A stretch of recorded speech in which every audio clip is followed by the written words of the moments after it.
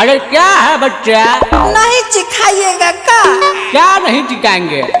चमन रहुआ देखते देखते बुढ़ा गईनी। अरे का देखते देखते बुढ़ा गए, जरा डिटेल में बताओ तो।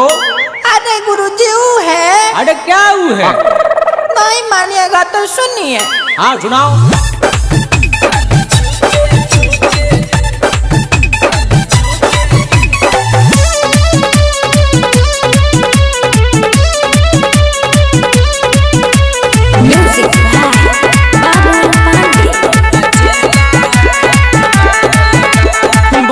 जवानी में रह गइल रणुआ, बाबा बाबा बन के बन गइल फड़ुआ। सब समझ रहे हैं। ए गुरुजी भरल जवानी में रह गइल रणुआ, बाबा बाबा बन के बन गइल फड़ुआ। आज कितना जाने के खाके तोहर बिगड़ल हो चाल बा। कितना जाने के खाके तोहर बिगड़ल हो चाल बा। आज छुके छोड़ी न गुरु, खाली चेला खाती मालबा। खाली छुके छोड़ी न गुरु, रौरा चेला खाती मालबा। अच्छा अच्छा, अरे तुम्हारे नियत में खोट चला, हम बहुत समझते हैं, समझा कि नहीं?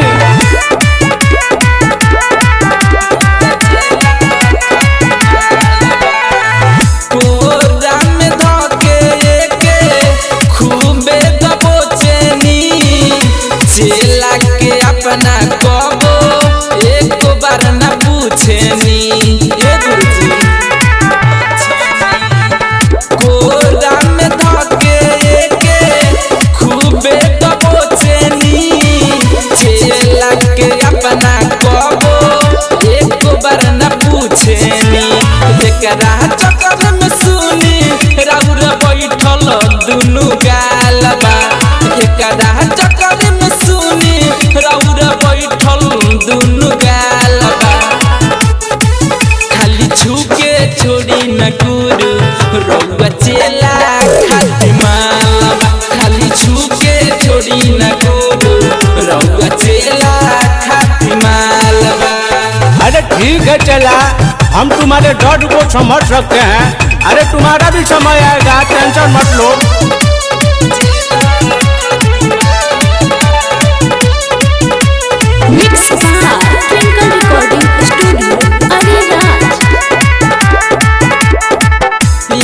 कर समान केला गाई देन गति, हमके देखावे बिना धूप अगरबत्ती।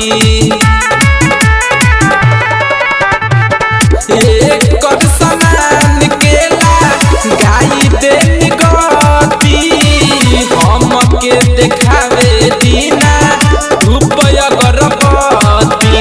गुडू रसीला सादा पूछती हो चालबा।